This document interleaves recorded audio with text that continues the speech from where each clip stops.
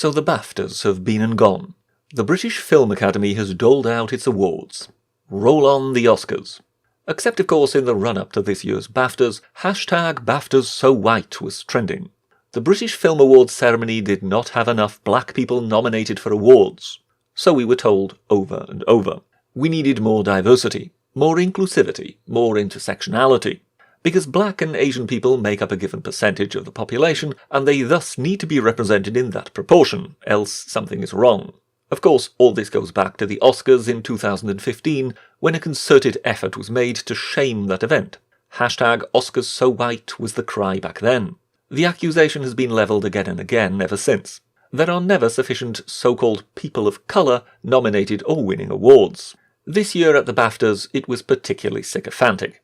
Prince William himself, yes, the heir to the throne and BAFTA president, I guess we can say it's an honorary position, insisted at the ceremony that after all this time it cannot be right that once again one is talking of there not being enough diversity. Then Joaquin Phoenix received his Best Actor award, and, of course, not having learnt a single thing from Ricky Gervais' Golden Globe speech, he went on to give us his take on the racism in the film industry issue. I think that it is the obligation of the people that have created and perpetuate and benefit from a system of oppression to be the ones that dismantle it. So that's on us. Yes, because not getting a nomination or award is a sign of systemic oppression, don't you know? It means not being recognised for your work, not being respected, being shunned. Except, of course, that the overwhelming majority of us go through life without receiving any nominations or awards. How precisely we are oppressed, I don't know, but Mr. Phoenix no doubt is an expert on this issue. Someone must have given him a pamphlet. Alright, let's just tackle this subject of awards head-on, shall we? Let me draw your attention to the MOBO Awards. These are the British Awards for Music of Black Origin. They were first held in 1996. Their last outing was in 2017. Yes, for 2018 and 19 there were no MOBOs. Officially they have been on hiatus, whatever that means. But let's be clear, they are returning for 2020 after their 2-year break. So the last list of winners we have available is that of 2017. And aren't we all curious to know just who won? Best Male Act, Stormzy, black. Best Female Act, Stefflon Don, black.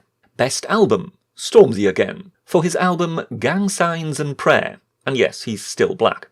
Best Newcomer, Dave, black. Best Song, J Hus, black, for his song Did You See? Best Video, Mist, black, for Hot Property. Best Hip Hop Act, Gigs, black. Best Grime Act, Stormzy again, still black.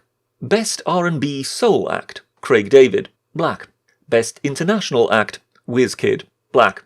Best African Act, Davido, black. Best Reggae Act, Damian Marley, black. Best Jazz Act, Moses Boyd, black. Best Gospel Act, Volney Morgan and New Ye, black. Paving the Way, whatever award that is supposed to be, for it appears to have nothing to do with music, Idris Elba, who happens to be an actor, and who is black. Now, no one in their right mind would claim that only black people can perform music of black origin. So where are all the white folks? Why are not the majority of award winners white, reflecting their percentage in the British population? What is going on here? Why does anyone care if the BAFTAs or the Oscars are oh so white? After all, is not cinema a medium of white origin? So if music of black origin needs to be won by all these black people, should we not expect the whites who pioneered film to be winning all the film awards? A little consistency would be nice in all these allegations of racism. Because everybody is getting sick and tired of the incessant claim that everything is racist. If that is so, then get your own house in order before lecturing others. As long as the overwhelming majority of the MOBOs are not won by white people, spare me your complaints about insufficient representation in awards of what is art. Do I expect the majority of awards for music of black origin to go to black people? Of course I do.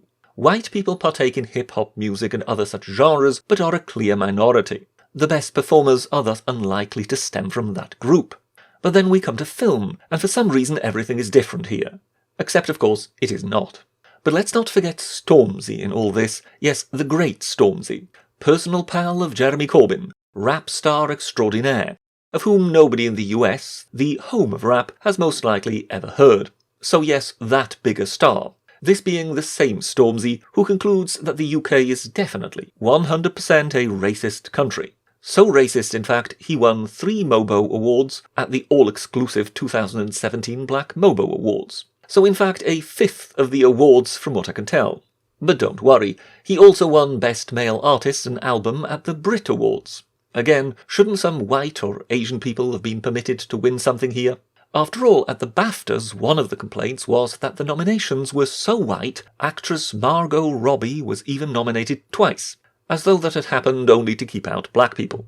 But as said, if such a complaint is made, how can Stormzy win 3 categories at the MOBOs and 2 at the Brit Awards, and not a single complaint is levelled? Always keep in mind that not too long ago, in some politically correct publicity stunt, they displayed a picture of Stormzy in the National Portrait Gallery. Because of course, being a UK-based rapper, he's such a substantial part of the national fabric by now.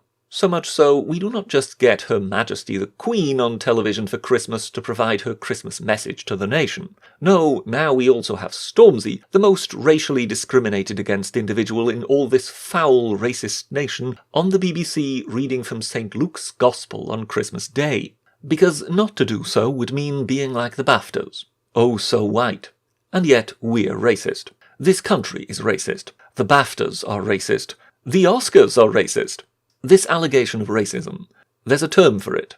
Leverage. How to improve one's chances of getting nominated for something, of winning something. Demand that a minimum of people with certain physical attributes must be included no matter what, and if you are a member of said minority, you increase your own chances of success a great deal.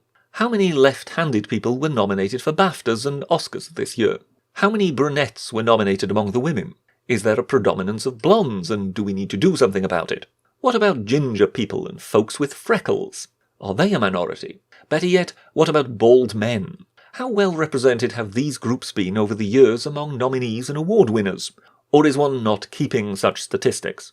If one is keeping only one statistic, but only using it when it pleases, so not using it concerning the MOBOs, then this is not an application of principle. I am convinced this is entirely self-serving. Black people in the industry demanding that people like them ought to get more awards, and thus increasing their personal chances of getting an award. Because if this is a matter of principle, then it applies universally, and then we ought to see them complain with equal vigour about what for an outrage it is that the majority of the population is almost entirely excluded from winning awards at the MOBOs. Because these principles of the need for representation of melanin are supposed to be universal. Which means these people ought to be equally outraged at Stormzy winning everything as they are at white people being nominated. But they are not. In such cases, they don't give a hoot.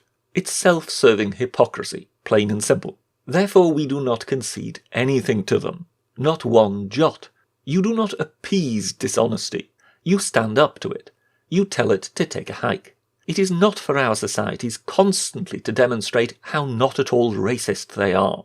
Virtue signalling is not part of any nation's mission. Moreover, nobody is owed an award. These are honours. You don't demand them by right. You are glad if they come your way. So, to one side, stop crying wolf. These demands are childish. To the other side, grow a bloody spine. That's all from the cyberpast for now. Thank you very much, and goodbye.